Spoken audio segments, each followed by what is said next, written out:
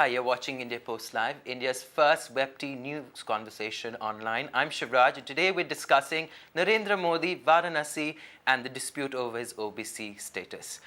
You can also join in on the conversation by logging onto our website, indiapostlive.com. You can also tweet with us by sending in your tweets at hashtag IndiaPostLive. Well, the Congress claims that Narendra Modi's most celebrated OBC status is not so. Let's take a look. Just when Narendra Modi thought he could do no wrong, the Congress has raked up the issue of his OBC status. Congress claims Modi is actually from a wealthy business caste rather than an OBC as he claims to be. Modi mode Ghanchi है, माने वैश्य तो है ही, upper caste तो है ही, पर उसमें भी ज़्यादा पैसे वाले जो परिवार थे उसमें से आते थे। ये जो घांची है वो तेली नहीं है, घांची है वो बिजनेसमैन कम्युनिटी है, वैश्य है जो ज़्यादातर घी बेचते हैं और इसके साथ होलसेल ट्रेडिंग का काम गुजरात में वो करते थे। The Congress is now hoping to halt the Modi bandwagon in the last leg. But is it a case of too little, too late? Well, here to discuss the issue is Mr. P.S. Krishnan, a 1956 batch IS officer, former Secretary of the Ministry of Welfare in our studios. And via Skype, we have Mr. Paritosh Vyas, the National Co-Convener of the Communications for the BJP from Lucknow. Mr. Vyas, first to you, what do you make of the Congress allegation? Of course, there has been a response from the Gujarat BJP, but the big question is, when and how was the status of Mr. Narendra Modi's caste changed? Two things I'd like to start. Before I start, can you hear me? Yes. Okay, two things. Number one, there was Bill Clinton as the president of USA way back in 1994. And we had somebody called Chabildas Mehta, the CM of Gujarat. So there was a big poster, you have Bill and we've got Chha Bill. Chha in Gujarati means 6. Okay. That is one. Second thing is, Congress has a habit of forgetting people. They have forgotten the prime ministers like Lal Shastri and now they are forgetting. Okay, we seem to be having a problem there. But Mr. Krishnan, from an expert's point of view, because you've been dealing with the OBC issue at various levels over many, many decades, the first question is, can someone from a Vaishya caste actually fall in the OBC category and therefore fall within the purview of that? I have been dealing with scheduled caste, scheduled tribes, backward classes since about 6.5 decades in various capacities. Now, Vaishya does not necessarily mean a Vaishya. Mm-hmm. For example, there is a community in Andhra Pradesh called Nai Brahman. They are barber caste, but they have taken the name Brahman. In Delhi, there is a Vishwakarma caste, that is carpenter caste. Jangid is its name.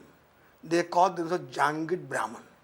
So some backward communities, even scheduled caste communities, have assumed the names of, or the suffixes of, or the surnames of upper caste. What it was done for, that now again, the entire artisan community, that is carpenters, blacksmiths, etc., in Kerala, call themselves Vishwa Brahmana, implying that you are Brahmanas of the world, we are Vishwa Brahmana. And they claim to have been the descendants of Vishwakarma. You are only the descendants of Rishis. We are the descendants of Vishwakarma. So these are all psychological means by which communities which are depressed try to upgrade themselves. But real upgradation does not come only by change of name. It comes through change of conditions, economic and social conditions of life. Now coming to, it is true that certain communities, including the Teli community, call themselves Teli Vaishya. But those are the original Vaishyas look upon this claim with derision. So different communities have taken, not every one of them, have to know there is a community called Koiri. They call themselves Maurya, tracing back to Chandragupta Maurya. So we should not look at the name only. Name also should be looked into whether really it is a Vaishya community, really it is a Brahmin community, etc., etc. So, what are the considerations for a Modi Ghanchi or a Vaishya community to then be given that OBC status? What are the conditions for them to transition into that status? Are they merely the social and economic conditions, or are there other criteria as well? It starts with the caste system of India, which is centuries old. Right. Certain communities were considered to be lowly. Some were considered untouchable. Those who were considered untouchable are the scheduled castes. Right. Those who were not considered untouchable but still lowly were later on classified as backward classes, that is socially and educationally backward classes. What is socially backward? It means in the social system of India who are considered to be lowly. Now, such communities usually also have a link with a traditional occupation. It is not occupation of everybody today. Some of them might have been collectors, some of them might have been judges. But every caste is, many castes are linked with a traditional occupation. Sure, but this happened in the 2000s. I mean, so. Let me come to that. So, this link now, Teli community is an oil pressing community. That was the traditional occupation. Sure. Like many other traditional artisanal occupations, this community's occupation also was destroyed by modern technology when oil mills came. It is happening now also to the weaving community. So this is one process, but still the link is with that and the status is linked with that. Linked with that. Not with one individual becoming IAS officer or police officer, not with that, but what is the total linkage of that community, which is a traditional thing. That is a social backwardness, from which follows educational backwardness. Now, so far as Teli Modi Ghanchi is concerned, so far as the national, so far state lists are concerned, particularly peninsular lists, in the peninsula lists were made from long before independence. Right. The first people who started were Maharajas of South India, Kolhapur Maharaja, Mysore Maharaja, Travancore Maharaja, Cochin Maharaja, then the Madras Presidency and the Bombay Presidency. All these were covered with the list of backward classes, including scheduled castes, before independence. In all of them, the oil pressing community, by whatever name known locally, is included in the list of backward classes. So far as Central and North India is concerned, Central, as you know, has been a laggard with regard to the backward classes. Okay. Though Central has taken initiative for the CC to some extent, not full extent. Mandal list, right, 1980, contains entry number 91B, Teli Mod Ghanchi. Okay. 1980. So this has nothing to do with 2000 and etc. etc. But like all North Indian states, Gujarat was also late starter for listing of backward classes. Okay. They appointed a Bakshi Commission. Right. 1976. They have made a first list of backward classes which was brought in by the state government. But that was not a thorough list since it was the first time And they it was did it. updated in 94 again. Yes, so, but the North Indian lists, often what happens is there are a lot of gaps. That is why the Supreme Court directed that there should be a national commission and state commissions whose advice should be ordinarily binding on the respective governments, who should examine requests and give their advice, not recommendation, advice on whether that community is socially and educationally backward or not, and whether it is adequately represented in the services or not. Okay. If the answer is yes, they are socially backward, educationally backward, and not adequately represented, then include them, otherwise reject them. Achha. Now, to complete the story of Teli Ghanchi, Bakshi included only the Ghanchi Muslim. Mandal included Teli Mod Ghanchi also. There is some misunderstanding about Mod. Mod has nothing to do with prosperity. Mod is from Modheshwari Devi. This is a goddess popular in Gujarat. There is a sect cutting through castes. So therefore there is Mod Baniya, Mod Brahman, Mod this, Mod that. So whoever follows Modheshwari Devi adds Mod before their name. Okay. So that also has figured in this. Achha. So now there is no state in India, no list of backward classes in India where the Teli or the Ganchi community by local names. In many parts it is Teli, but in Kerala it is Vaniyan. Now they call it Vaniga Vaishya. See, there is what is called a Sanskritization of the name. Then in Andhra Pradesh they are called Ganiga. That is linked with the Hindi word Ghani. Ghani is that traditional oil pressing device with the bullock or buffalo or manpower. So this is the traditional occupation which has been destroyed. Therefore, the people of the community have taken to petty trade and other things. A few people have also risen to high. In every community now, people have risen to some. So there is no community where you cannot say, here is an IAS officer, here is IAS. That doesn't change the character of the community. Okay. Paritosh, I think the real controversy is about the gap. I think our technical expert did point out that the Modi Ganchi was included in the Mandal report, updated in the 80s. But I think if you look at Shakrat Singh Goel's website, he has a circular in Gujarati translated in Hindi saying that actually this was done under Mr. Narendra Modi's watch in 2002 then, where the change was made to update those lists. The thing is, as my co-participant told, in 78, Bakshi Panch was introduced in Gujarat. The Bakshi Panch results were taken up in Gujarat in the first list, where they had about 82 new castes which came under the OBC. And finally in 94, another 38 odd castes were added, making it a total of 120. Now, firstly, I'm not from Lucknow, I'm from Ahmedabad, Gujarat. Okay. So I understand very clearly what is a Ghanchi. Okay. And Ghachis were included. When I was a small kid, we were told that they are Telis basically, as Sir clearly told us. And they were incorporated in the OBC list long back ago. Okay. So now for us in Gujarat, we understand that the word Ghachi is synonymous with OBC. It is being used since I was a kid. Okay. So that means 20 years back, 25 years back, maybe even 30 years back. So there is no controversy as far as this OBC status of Mr. Modi as a Ghachi is concerned in Gujarat.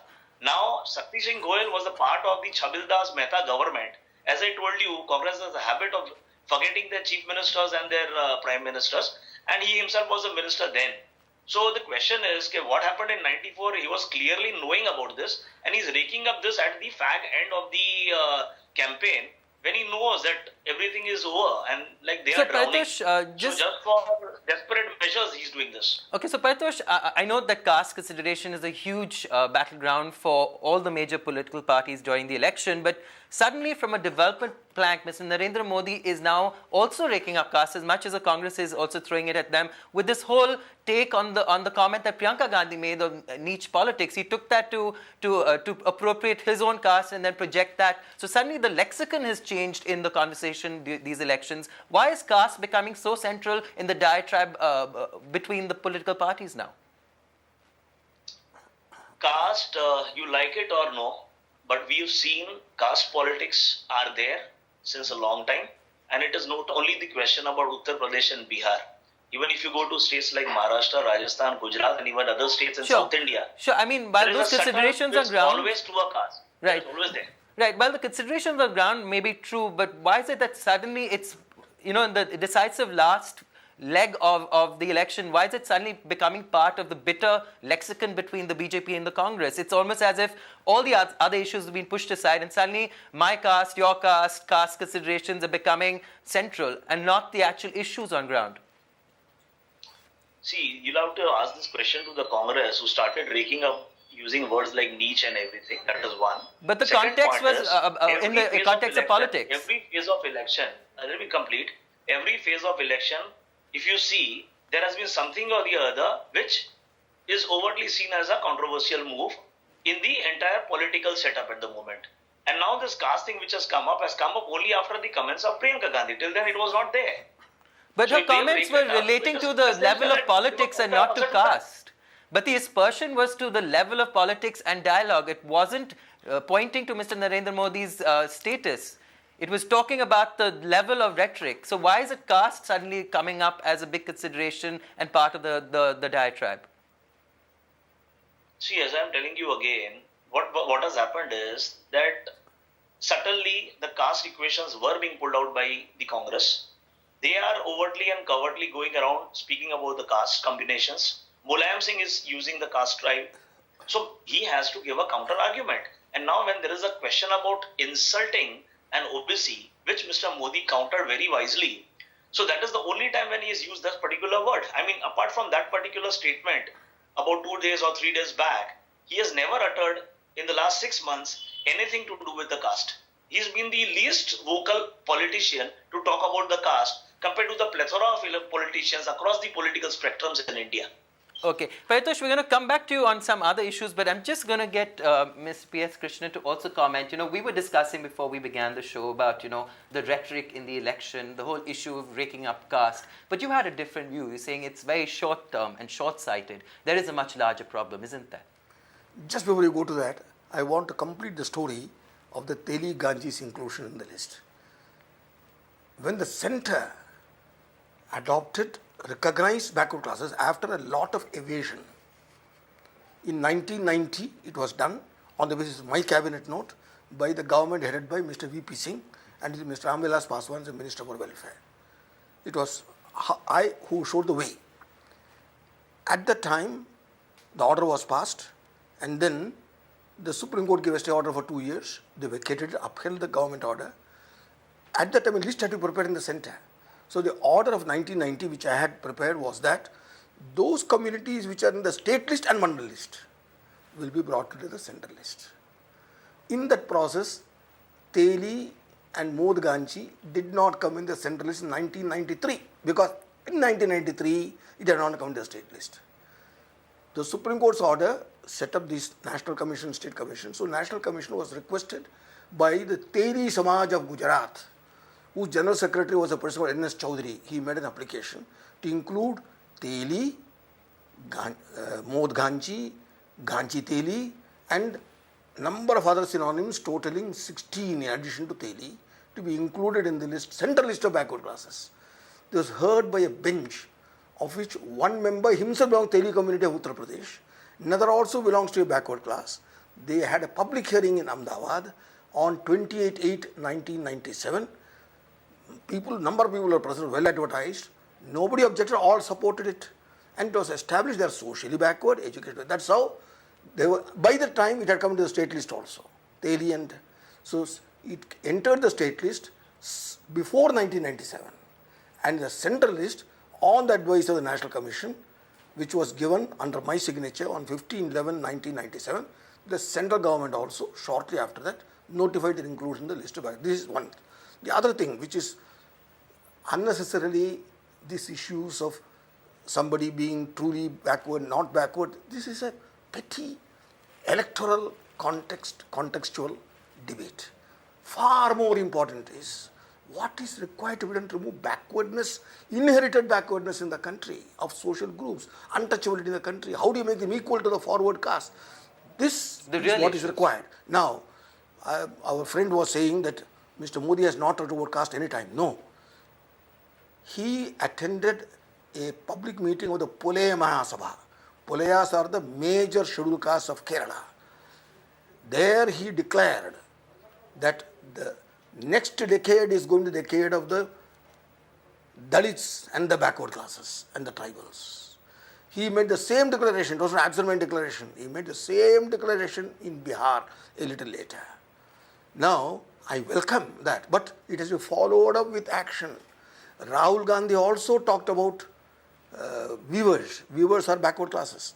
North India Muslims, Banaras are Muslim weavers. South India are Hindu weavers. Problems of both of them are the same.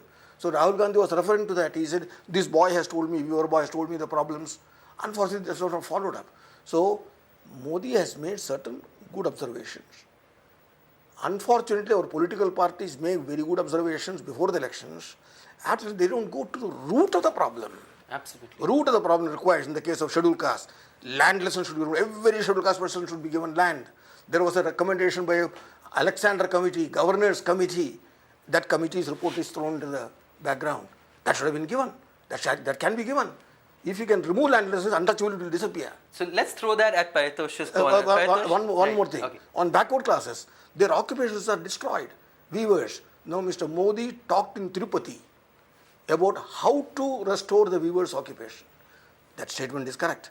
Then he also mentioned Andhra Pradesh, what to do for the fishermen. I have given the formula long back about stone cutters and so many other communities, occupational communities, how to shore them up and how to give the new generation modern education.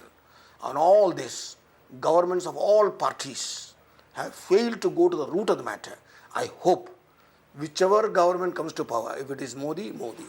If it is third front, third front. If it is Congress, then Rahul Gandhi. Do this, otherwise country is in danger.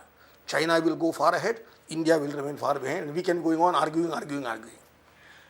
So, Paritosh, just coming to you, I think we need a quick response. I think, while Mr. Krishnan made a few key observations and, been watching how Narendra Modi has been talking to different constituencies about the issue, it's about time that we took action and stopped getting into rhetoric and making promises. So his argument is, will you settle down if you do as the next government to rolling out some concrete steps, or otherwise we will just be left behind China, who's sort of steaming ahead and sort of leveling the playing field for everyone, irrespective of their occupation or social strata?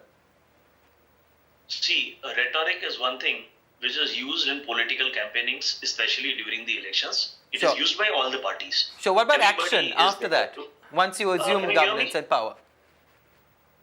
Can you hear me? Yes. Okay. So as I was telling you, rhetoric is one part of election campaigning, and rhetoric to an extent is required to attract the crowd. That is one part. Second part is Modi's agenda, BJP's agenda for this election has been development and work. There is no doubt about this. And everybody today respects Mr. Inclusive? Modi and his initiative because of the work done by Mr. Modi in Gujarat. And today, thanks to the social media and the network, everybody in the large part of the country now knows about that work. So definitely when BJP comes to power on the 16th with Mr. Modi as the Prime Minister, our number one plank will be development and make sure that the kind of development which we do over the next 15-20 years when we are in power will take India to a much higher level than what we are today. That is our basic plan. Okay, so let's just go back to what all the headlines are saying today, that Narendra Modi defied prohibitory orders on ground in Varanasi and still took out a procession. That doesn't presage very well for someone who's upholding the law and talking about development. What do you make of the media saying that this is not right, because there was a technicality on which he wasn't allowed to take out that one of the 5 processions in Varanasi and have that meeting? You're asking me? Yes. See, I'll tell you one thing. There was supposed to be a rally in Varanasi. The rally was not allowed due to a technicality, as you say. Right. Okay. Right. Now the last question comes, which Mr. Modi himself asked, why are people from our party being specifically blocked for many of such programs by the EC? Now that's a question which raises serious questions, Sure. Is there something wrong with this? So the Election Commission has issued a response. Technically could have been solved. If you can have rallies across India in about, say, 500 cities or 500 Lok Sabha seats, why not in Varanasi? No, so the Election Commission had a clear response, sir. The district so incompetent that he cannot organize a particular, give permissions for the rally out there. But the Election Commission had a particular response, Paritosh. The Election Commission said that out of the 5 that were requested for, 4 were granted, that one area was a sensitive area. There is a precedent and there is a note from the Gujarat police, and security concerns were raised as an issue. Mr. Modi specifically told that we had requested for this particular venue also, and if it was to be refused, it could have been done way back, and they could have sensitized that area, and they could have gone ahead with this. So does that warrant him, but would that warrant him defying prohibitory orders and taking out the procession in defiance of a constitutional body like the Election Commission? Election Commission is also responsible for the missing 6 lakh or 7 lakhs or 8 lakh voters' names from Maharashtra. What do you say to that? Was that a constitutional remedy for a particular thing? What do you say to that? Come on, let us talk practically. It is 4 days now to elections. You cannot stop a leading candidate from a leading political party from holding rallies. Period. Sure, but then does that warrant him defying the prohibitory order and administrative order and still going ahead? And there could be a possibility or potential of the same issue of a conflagration on ground. I'm telling you, it is election time. People have a right to know the leader, to meet the leader, and the right of the leader to talk to their people. Election Commission cannot stop this interaction on any flimsy grounds. So if he has done this, he has done so that he can interact with the people. And in the democracy, beyond the constitutional bodies, as you said, it is the people's power. Okay? So if the people are not allowed to meet the leaders, and if the leader is not allowed to interact with their supporters, But he had processions it in is 4 also- out of the 5 venues that you had asked for, across Varanasi and on the outskirts as well. So it's not like he couldn't meet the people of Varanasi. 4 out of the 5 venues were allowed. So what happened? Is the EC doling out something? Okay, I have given you 4, so I won't give you the 5th. It is not done. They have not done this anywhere in India for any of the political parties. Then why now at the fag end, and especially in a high-profile seat like Varanasi? Sure, valid, Paritosh.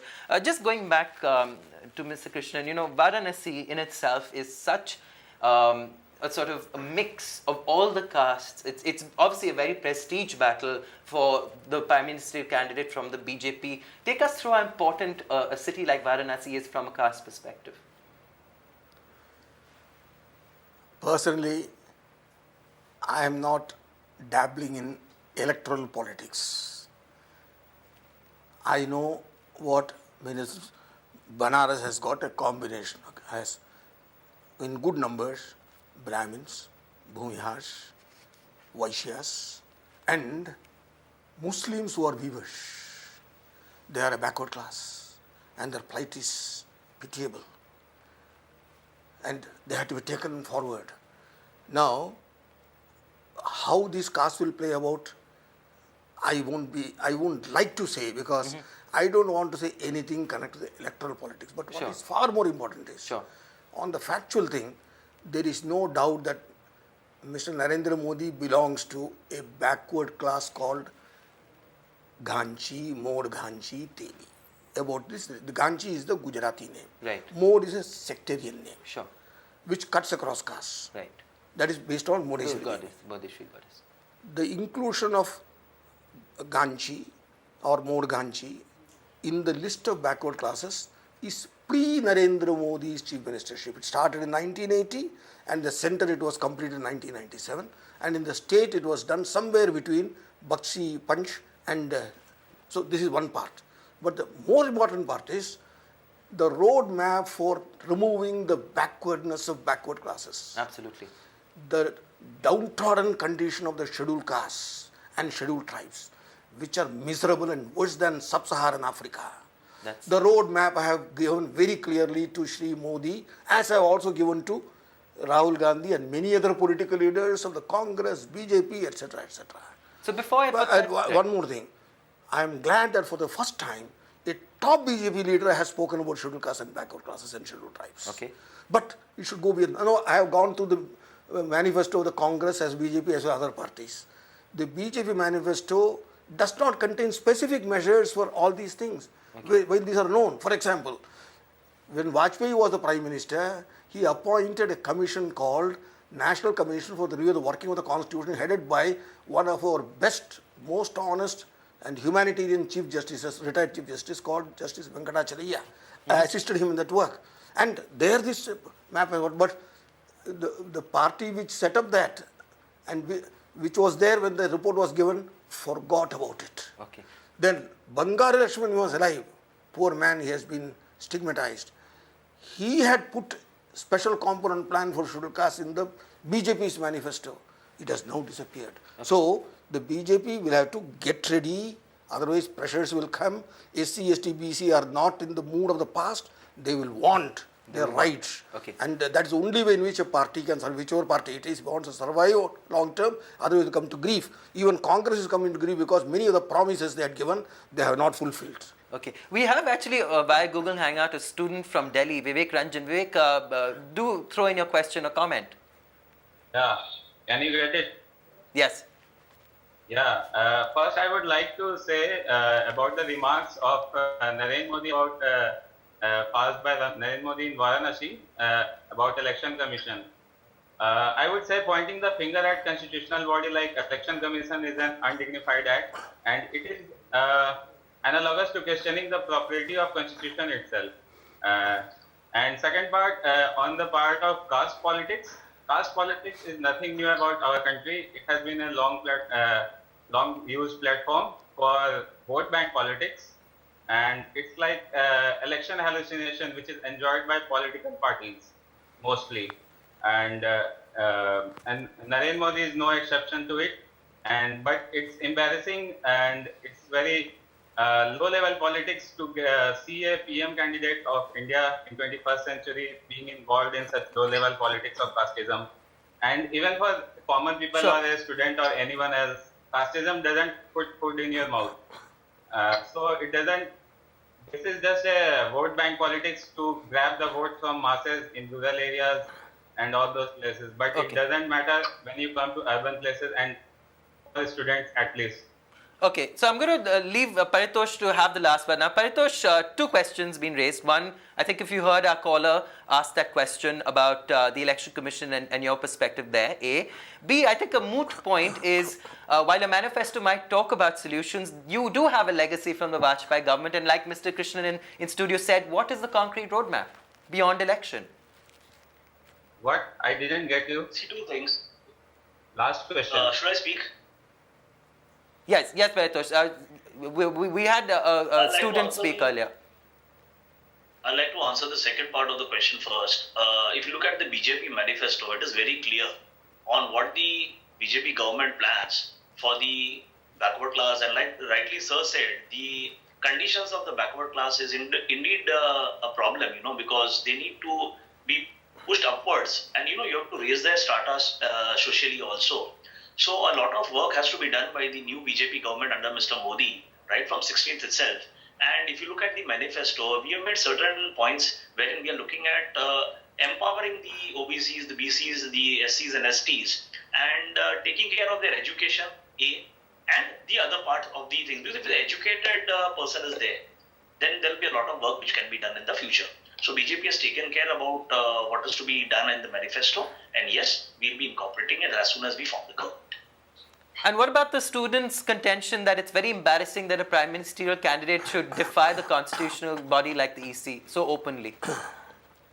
Many things happen in the heat of the moment. I would request anybody who is interested in a bit in electoral politics to start campaigning, go around 5 to 6 Lok Sabha constituencies per day, return back to Ahmedabad, speak at 6 rallies, attend a lot of meetings, get his voice cracked, and in the heat of the moment, if a decision happens, then it happens. That's what I'm trying to tell. Okay, when the campaign has reached its peak, at that time, if the election commission has deliberately sought to put a bumper or a speed breaker in front of Mr. Modi, then Mr. Modi will react the only way he knows how to do it is to go out and meet the people. That's what Okay. he has done.